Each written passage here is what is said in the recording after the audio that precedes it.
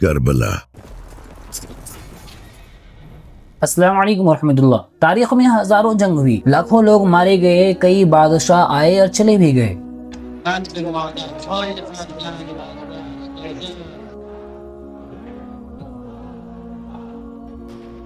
مگر ایک سوال آج بھی زندہ ہے کہ آج سے 1400 سال پہلے آخر کربلا کے میدان میں کیا ہوا تھا؟ کربلا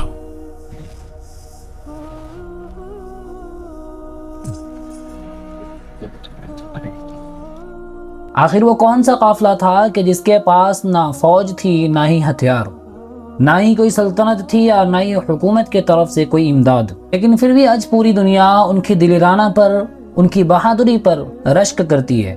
اور آخر وہ کون لوگ تھے جن کے پاس حکومت بھی تھی، جن کے پاس اقتدار بھی تھا، جن کے پاس ہتھیار بھی تھے، لیکن آج پوری دنیا میں کہیں پہ بھی کوئی اس کا نام لیوا نہیں ہے؟ کیا واقعی کربلا صرف ایک جنگ تھی یا حق اور باطل کے درمیان ایک فیصلہ تھا؟ آئیے میں آپ کو لیے چلتا ہوں سن 61 ہجری کی طرف، جہاں تاریخ کا سب سے دردناک باب لکھا جانے والا تھا۔ ایک طرف دنیا کی سب سے طاقتور حکومت اور ایک طرف اللہ کے رسول صلی اللہ علیہ وسلم کے نواسے، ہزاروں خطوط، ہزاروں وعدے، اور یہ قول کہ حسین رضی اللہ تعالیٰ عنہ آپ ہمارے یہاں تشریف لائیے، ہم آپ کے ہاتھوں پر بیعت کریں گے۔ لیکن حسین رضی اللہ تعالیٰ عنہ کو یہ بات معلوم نہیں تھی کہ یہ لوگ بلا کر وعدہ خلافی کریں گے، اور یہی لوگ جو ابھی ساتھ دینے کی بات کر رہے ہیں ان کے خلاف تلوار لے کر کھڑے ہو جائیں گے۔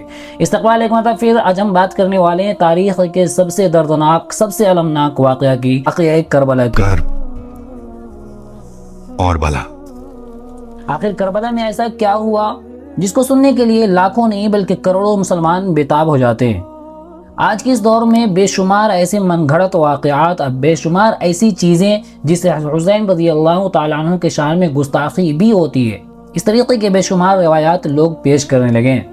آئیے جانتے ہیں کربلا میں آخر کیا ہوا تھا اور کربلا کا واقعہ کیوں پیش آیا۔ اس چیز کو ہمیں سمجھنے کے لیے ہمیں سب سے پہلے حضرت علی رضی اللہ تعالیٰ عنہ کی شہادت کے بعد چلنا پڑے گا۔ حضرت علی رضی اللہ تعالیٰ عنہ کو اہل خوارج نے شہید کر دیا۔ ان کے شہادت کے بعد حضرت حسن رضی اللہ تعالیٰ عنہ کو مسلمانوں کا ایک خلیفہ بنایا گیا۔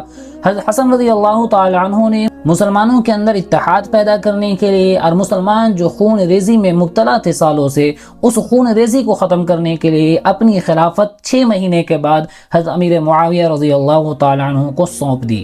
حضرت امیر معاویہ رضی اللہ تعالیٰ عنہ نے باغ ڈور سنبھالا اور تقریباً 20 سال آپ رضی اللہ تعالیٰ عنہ نے مسلمانوں پر حکومت کی اور مسلمانوں کو اور اسلام کو ایک نئی پہچان دی۔ حضرت امیر معاویہ رضی اللہ تعالیٰ عنہ نے اپنی حیات میں ہی اپنے بیٹے یزید کے لیے بیعت لینا شروع کر دیا۔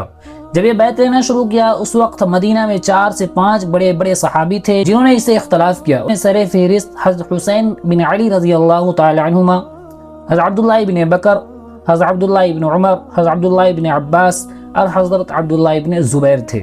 ان لوگوں کا یہ کہنا تھا کہ یزید مسلمانوں پر حکمرانی کرنے کے لیے اس کے اعمال اس لائق نہیں ہے کہ اس کو مسلمانوں کا خلیفہ بنایا جائے۔ بہرحال امیر معاویہ رضی اللہ تعالیٰ عنہ ان حضرات سے ملاقات کے لیے تشریف بھی لے جاتے ہیں اور ان سے ملاقات بھی کرتے ہیں۔ حضرت حسین رضی اللہ تعالیٰ عنہ حضرت امیر معاویہ رضی اللہ تعالیٰ عنہ کے سامنے 3 چیزیں رکھتے ہیں، اور اگر آپ چاہتے ہیں کہ مسلمانوں میں اتحاد باقی رہے اور مسلمانوں میں خون ریزی نہ ہو تو وہی کام کریں جو حضور صلی اللہ علیہ وسلم نے کیا تھا، یعنی کسی کو آپ صلی اللہ علیہ وسلم نے اپنا خلیفہ نہیں بنایا تھا، مسلمانوں نے مل کر حضرت ابوبکر صدیق رضی اللہ تعالی عنہ کو اپنا خلیفہ مقرر کیا تھا۔ دوسرا طریقہ یہ ہے کہ جو حضرت ابوبکر صدیق رضی اللہ تعالی عنہ نے کیا وہی آپ کریں، کہ جن سے آپ کی کوئی قرابت نہ ہو، آپ سے کوئی رشتہ داری نہ ہو، آپ ان کو اپنا خلیفہ بنا لیں۔ تیسری چیز یہ کہ جو حضرت عمر فاروق رضی اللہ تعالی عنہ نے کیا تھا کہ اپنی شہادت سے پہلے انہوں نے وصیت کی تھی، اچھے لوگوں کو خلیفہ بنانے کے لیے متعین کیا تھا، آپ وہی کام کر دیں۔ چوتھا، اس کے علاوہ ہمارے پاس کوئی گنجائش نہیں ہے اور آپ کی کوئی بات نہیں مانیں گے۔ اس کے بعد امیر معاویہ رضی اللہ تعالی عنہ امی عائشہ رضی اللہ تعالی عنہ کے پاس جاتے ہیں اور ساری چیزوں کو بیان کرتے ہیں۔ امی عائشہ فرماتی ہیں کہ خبردار، نواسے رسول صلی اللہ علیہ وسلم کے بارے میں ڈرتے رہنا۔ یہ چند صحابی جو ہیں جو یزید کے ہاتھ پر بیعت نہیں کرنا چاہتے، یہ قابل تعظیم و احترام ہے۔ اس کے بعد امیر معاویہ اپنے وطن تشریف لاتے ہیں اور اپنی وفات سے قبل یزید کو بلاتے ہیں اور کہتے ہیں کہ خبردار، نواسۂ رسول صلی اللہ علیہ وسلم کا احترام کرتے رہنا. مجھے ڈر اس بات کا ہے کہ اہل تشیع یعنی اہل عراق تمہیں حضرت حسین رضی اللہ تعالیٰ عنہ کے خلاف نہ کھڑا کر دیں. اس کے بعد حضرت امیر معاویہ رضی اللہ تعالیٰ عنہ کی وفات ہوتی ہے. یزید کے خط لکھتے ہیں جو مدینہ کے اس وقت والی تھے عتبہ بن ولید بن ابی سفیان، اس طریقے کا ان کا نام تھا. انہوں نے خط لکھا کہ آپ حضرت حسین رضی اللہ تعالیٰ عنہ سے یزید کے ہاتھ پر بیعت لینے پر ان کو آمادہ کر دیں. بہرحال حضرت حسین رضی اللہ تعالیٰ عنہ کو بلایا جاتا ہے. حضرت حسین رضی اللہ تعالیٰ عنہ کہتے ہیں کہ مجھے یقین ہو گیا کہ امیر معاویہ رضی اللہ تعالیٰ عنہ کا انتقال ہو چکا ہے، اسی لیے چھپا چھپی کے ساتھ تم جو ہے ہم سے بیعت لینا چاہتے ہو، لیکن بیعت کا جو بھی معاملہ ہوگا ہم علی اعلان کریں گے، چھپ کر نہیں کریں گے، لوگوں کے ساتھ کریں گے. یہ کہہ کر آپ جان چکے تھے کہ اب مدینہ میں ان کا رہنا دوبر کر دیا جائے گا اور ان کو تکلیفیں دی جائیں گی. یہ کہہ کر آپ رضی اللہ تعالیٰ عنہ مدینہ سے مکہ تشریف لے گئے. ادھر اہل عراق کو بھی خبر مل چکی تھی کہ امیر معاویہ کا انتقال ہو چکا ہے اور حضرت حسین رضی اللہ تعالیٰ عنہ یزید کے ہاتھ پر بیعت کرنے کے لیے راضی نہیں ہے. انہوں نے خطوں کا سلسلہ جاری کیا اور ایک نہیں، تاریخ لکھنے والوں نے لکھا ہے کہ تقریباً 12,000 اور 18,000 خطوط لکھے گئے حضرت حسین رضی اللہ تعالیٰ عنہ کے نام کہ آپ یہاں تشریف لائیے، ہم آپ کے ہاتھ پر بیعت کریں گے، ہم یزید کو اپنا خلیفہ نہیں مانتے. اس طریقے کے بے شمار خطوط جب آپ رضی اللہ تعالی عنہ کے پاس پہنچے تو آپ نے کوفہ جانے کا ارادہ کیا. جب یہ خبر عبداللہ ابن زبیر، عبداللہ ابن عباس اور عبداللہ ابن عمر رضی اللہ عنہم کو پہنچتی ہے تو وہ آتے ہیں آپ رضی اللہ تعالی عنہ کے پاس اور کہتے ہیں کہ حسین ابن علی آپ وہاں ہرگز مت جائیے، ان لوگوں نے آپ کے والد کے ساتھ بے وفائی کی تھی اور آپ کے والد کو انہوں نے شہید کیا تھا. اہل عراق جو ہیں وہ بے وفا ہیں، آپ کے ساتھ بھی وہ بے وفائی کریں گے. میں صبر نہیں کر پا رہا، میں آپ کے اس خطرناک فیصلے سے بہت فکر مند ہوں. ان لوگوں نے آپ کے والد علی ابن ابی طالب سے بھی دھوکہ کیا تھا. حسین رضی اللہ تعالیٰ عنہ کہتے ہیں کہ اس طریقے کے بے شمار خطوط کے بعد اب کسی طریقے سے نہ جاننے کی کوئی وجہ نہیں باقی رہتی. لیکن جب ان حضرات نے زیادہ اصرار کیا اور بار بار حضرت حسین رضی اللہ تعالیٰ عنہ کے پاس عبداللہ ابن عمر تشریف لاتے گئے، بار بار جب سمجھانے لگے تو حسین رضی اللہ تعالیٰ عنہ نے کہا ٹھیک ہے میں نہیں جاتا، لیکن میرے چچا زاد بھائی مسلم بن عقیل ہیں، میں ان کو روانہ کرتا ہوں، وہاں کے وہ حالات دیکھیں گے، وہاں کے حالات سے جب مجھے باخبر کریں گے پھر میں کوفہ جانے کا ارادہ کروں گا. مسلم تم کوفہ جاؤ، لوگوں کے دل دیکھنا صرف ان کی زبان نہیں. اگر ان کا وعدہ سچ ہوا تو میں آپ کو خبر بھیجوں گا، اور اگر ان کے قدم لڑکھڑا گئے تو میں آپ کو سچ بتاؤں گا، چاہے وہ سچ کتنا ہی سخت کیوں نہ ہو. ادھر مسلم بن عقیل کوفہ چلے جاتے ہیں. اب کوفہ جا کر مختار نامی ایک شخص ہے ان کے ہاں تشریف رکھتے ہیں. جیسے ہی لوگوں کو خبر ملتی ہے کہ حضرت حسین رضی اللہ تعالی عنہ کی طرف سے مسلم بن عقیل آئے، ہزاروں لوگ روزانہ مسلم بن عقیل کے ہاتھ پر حضرت حسین رضی اللہ تعالی عنہ کے لیے بیعت کرنا شروع کر دیتے ہیں. تاریخ لکھنے والوں نے لکھا ہے کہ محض 2 دن میں 18,000 لوگوں نے حضرت حسین رضی اللہ تعالی عنہ کے لیے حضرت مسلم بن عقیل کے ہاتھوں پر بیعت کیا. اس طریقے کا ماحول جب سازگار پایا مسلم بن عقیل رضی اللہ تعالی عنہ نے تو انہوں نے ایک خط لکھا حضرت حسین رضی اللہ تعالی عنہ کے پاس کہ یہاں کے حالات سازگار ہیں اور یہاں کے لوگ آپ کے لیے بے چین ہیں، آپ کے ہاتھوں پر بیعت کرنا چاہتے ہیں، آپ جلد از جلد یہاں تشریف لے آئیں. یہ جیسے یہ خط حضرت حسین رضی اللہ تعالی عنہ کو ملے، حضرت عبداللہ ابن جعفر رضی اللہ تعالی عنہ نے اپنے 2 بیٹے کو حضرت حسین رضی اللہ تعالی عنہ کے ساتھ روانہ کر دیا. یہ مختصر سا قافلہ تھا. نکلنے سے پہلے بھی حضرت عبداللہ ابن عباس رضی اللہ تعالی عنہ نے حسین رضی اللہ تعالی عنہ سے درخواست کی کہ اگر آپ جانا ہی چاہتے ہیں بچوں اور عورتوں کو اپنے ساتھ نہ لے جائیں، وہاں کے لوگ بے وفائی ہیں اور بے وفائی کریں گے ہی. حسین رضی اللہ تعالی عنہ نے پھر مسلم بن عقیل کا وہ خط کا حوالہ دیا اور آپ رضی اللہ تعالی عنہ یہ مختصر سا قافلہ لے کر نکل چکے. اس وقت کوفہ کے جو گورنر تھے وہ نعمان بن بشیر رضی اللہ تعالی عنہ تھے. نعمان بن بشیر رضی اللہ تعالی عنہ مسلم بن عقیل کے ساتھ نرمی کا معاملہ کرتے ہیں اور ان کے ساتھ زور زبردستی کا معاملہ نہیں کرتے. یہ جاسوسی کر دی جاتی ہے یزید کی طرف. پھر یزید جو ہے عبداللہ ابن زیاد جو سخت ترین انسان تھا، حسین رضی اللہ تعالی عنہ کے دل میں اس قدر بغض لیے ہوئے کہ خدا اس انسان کو غارت کرے. عبداللہ ابن زیاد کو وہاں کا گورنر بنایا گیا. جیسے ہی عبداللہ ابن زیاد وہاں کا گورنر بنا، وہاں کے ماحول بالکل اچانک طور پر بدل گئے. جو حضرات مسلم بن عقیل کے ہاتھوں میں بیعت کیے تھے وہ عبداللہ ابن زیاد کے ساتھ جا کر مل گئے اور انہوں نے بے وفائی کی اور مسلم بن عقیل رضی اللہ تعالی عنہ کو بے دردی کے ساتھ ان لوگوں نے شہید کر ڈالا. سروں کو ان کے جسم سے الگ کر دیا گیا. لیکن مسلم بن عقیل نے اپنی وفات سے پہلے ایک شخص جس کا نام قیس بن اشعث تھا اس سے وعدہ کیا کہ میں تمہیں بس ایک بات کی وصیت کرتا ہوں کہ میری خط کی وجہ سے حسین رضی اللہ تعالی عنہ کوفہ آنے کے لیے نکل چکے ہیں، میری ایک بات ان تک پہنچا دو کہ کوفہ والوں نے بے وفائی کی اور ان لوگوں نے مسلم بن عقیل کو شہید کر ڈالا. یہ خط لے کر ایک قاصد کو روانہ کر دیا گیا۔ ادھر حضرت حسین رضی اللہ تعالیٰ عنہ سے ایک شاعر کی ملاقات ہوئی جس کا نام تاریخ میں فرزدق بتایا جاتا ہے۔ فرزدق نے جب سوال کیا کہ حضرت حسین رضی اللہ تعالیٰ عنہ کہاں جانے کا ارادہ ہے، انہوں نے کہا کہ کوفہ میں جا رہا ہوں، کوفہ کا ماحول سازگار ہے اور میں وہاں جا کر لوگوں کی اصلاح کرنا چاہتا ہوں۔ پھر حضرت حسین رضی اللہ تعالیٰ عنہ نے فرزدق سے کوفہ کے بارے میں معلوم کیا تو فرزدق نے کہا کہ اے نواسۂ رسول صلی اللہ علیہ وسلم، وہاں کے لوگوں کے دل تو آپ کے ساتھ ہیں لیکن وہاں کے لوگوں کے تلوار آپ کے خلاف ہیں، آپ وہاں ہرگز نہ جائیں۔ بہرحال مسلم بن عقیل کا وہ خط ملنے کے بعد حسین رضی اللہ تعالیٰ عنہ نے مکمل ارادہ کر لیا تھا۔ ایک مقام پر پہنچنے کے بعد مسلم بن عقیل کا وہ دوسرا خط ملتا ہے جس میں حضرت مسلم بن عقیل کی شہادت کی خبر ہوتی ہے اور کوفہ والوں کے بے وفائی کا ذکر ہوتا ہے۔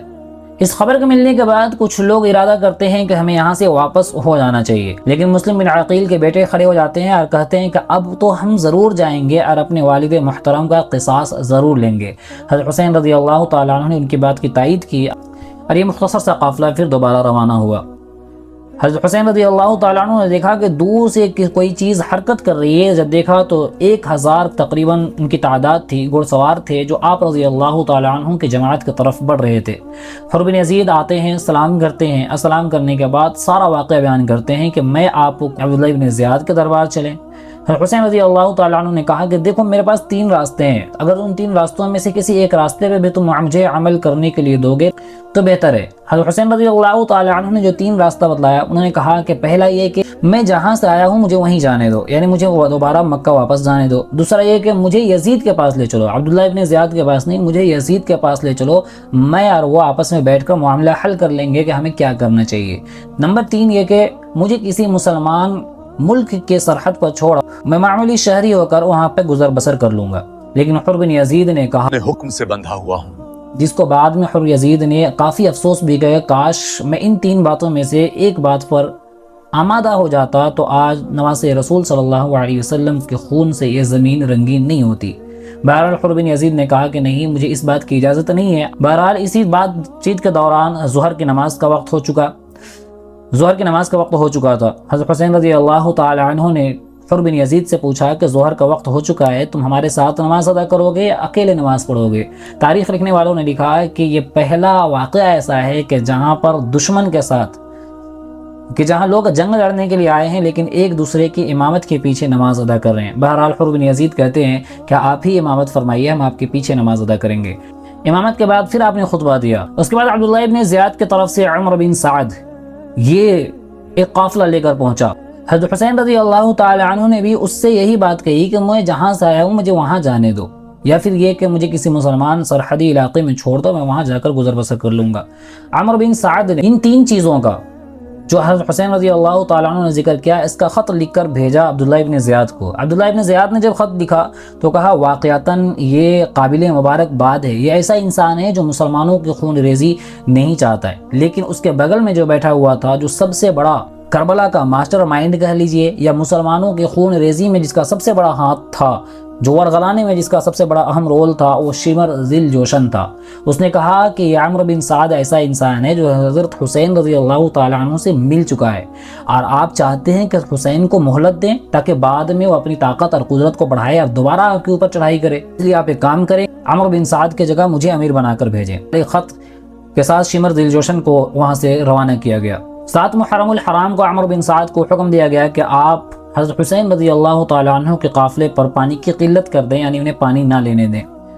غالباً 23 یا 24 لوگوں کو پانی لینے کے لیے بھیجا۔ عمر بن سعد کے قافلے کے ساتھ ان کی لڑائی بھی ہوئی ہے۔ بہرحال 20 مشکیزہ پانی لے کر وہ حضرات اب واپس اپنے قافلے پر آ چکے۔ 9 محرم الحرام کو شمر ذل جوشن کربلا کے میدان میں پہنچا۔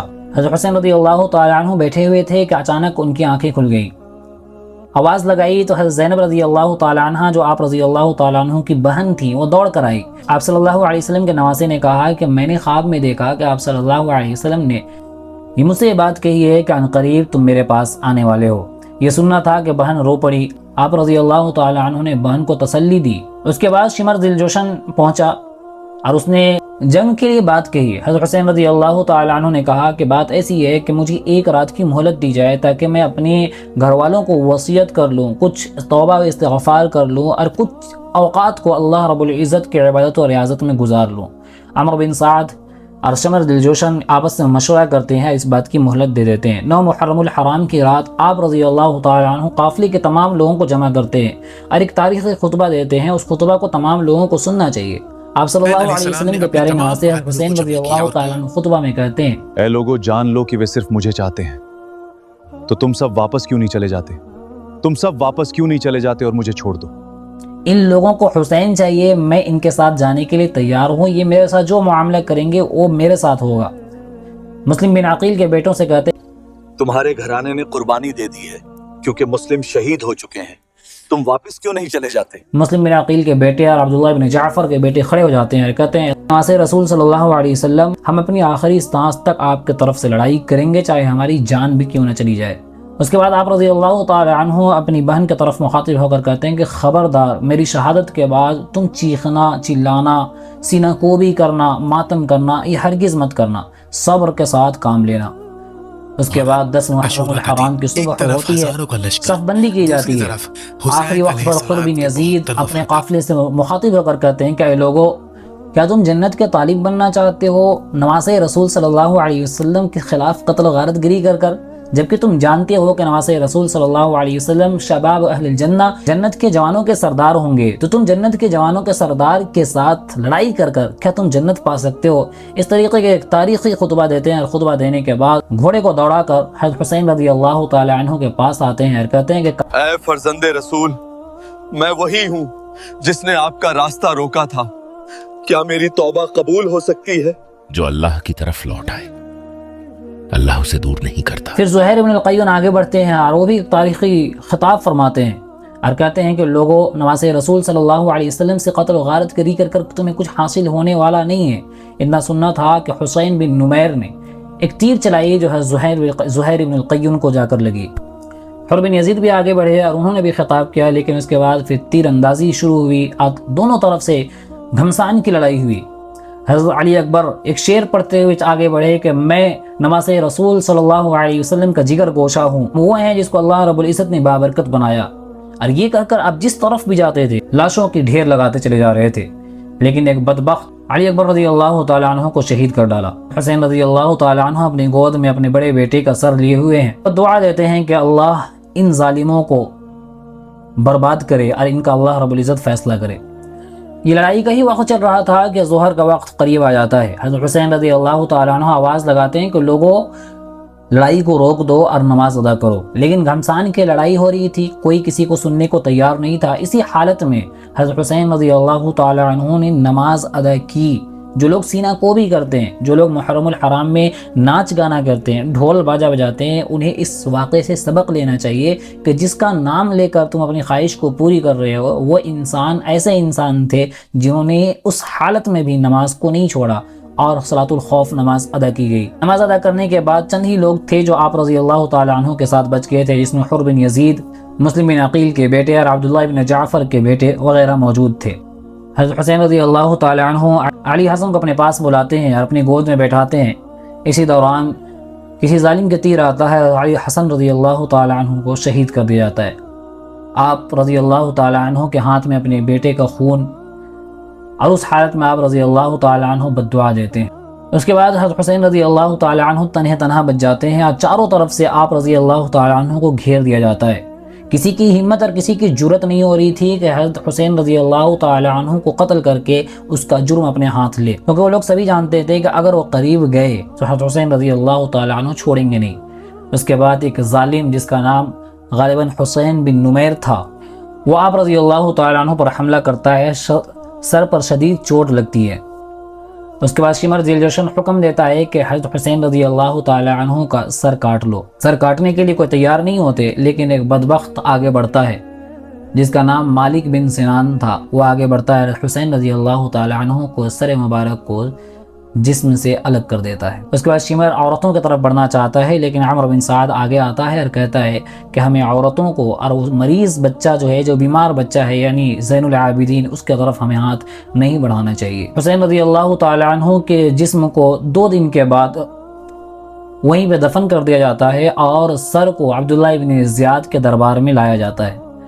عبداللہ ابن زیاد وہ ظالم اور شقی انسان تھا کہ حضرت حسین رضی اللہ تعالیٰ عنہ کے لب مبارک پر ایک چھڑی لگاتا ہے اور چھڑی سے مارتا ہے۔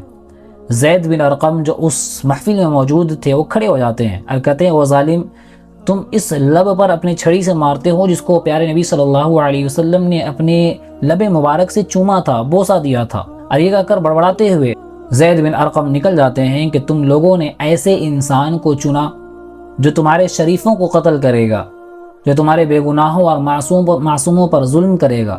تو یہ کربلا کا دردناک واقعہ تھا۔ اس کے بعد عبداللہ بن زیاد نعمان بن بشیر رضی اللہ تعالیٰ عنہ کے ساتھ حضرت زینب رضی اللہ تعالیٰ عنہ اور آپ کے گھرانے کی جو عورتیں یا جو بچے بچے ہوئے تھے ان کو یزید کے دربار میں بھیجتا ہے۔ اس کے بعد یزید اس کے ساتھ کیا کچھ معاملہ کرتا ہے، یزید کی گھروں میں کس طریقے کا ماتم بنایا جاتا ہے، آخر قاتلان حسین کے ساتھ جن لوگوں نے حسین رضی اللہ تعالیٰ عنہ کو قتل کیا تھا ان کے ساتھ کیا کچھ ہوتا ہے، انشاءاللہ اگلی ویڈیو میں آپ کو یہ بات بتائی جائیں گی۔ آپ سے گزارش ہے کہ اس ویڈیو کو مکمل دوسروں تک پہنچائیں، کیونکہ یہ ایسی باتیں ہیں جو تفسیر ابن کثیر اور مستند روایتوں سے آپ تک پہنچائی گئی ہے۔ اس طریقے کے بے شمار من گھڑت باتیں آپ تک پہنچائی جا رہی ہے کربلا کے متعلق، جس کا روایت سے کوئی تعلق ہے ہی نہیں۔ ایسی باتیں روایتوں میں ملتی ہی نہیں ہے، لیکن لوگوں کے جذبات سے کھیلنے کے لیے اس طریقے کی من گھڑت باتیں بتائی جاتی ہے۔ آپ سے گزارش ہے کہ اس طریقے کے مستند باتوں کو دوسروں تک پہنچائیں اور اپنی رائے کا اظہار کمنٹ باکس میں ضرور کریں۔ انشاءاللہ پھر ملاقات ہوگی اگلی ویڈیو پر، تب تک کے لیے السلام علیکم ورحمۃ اللہ۔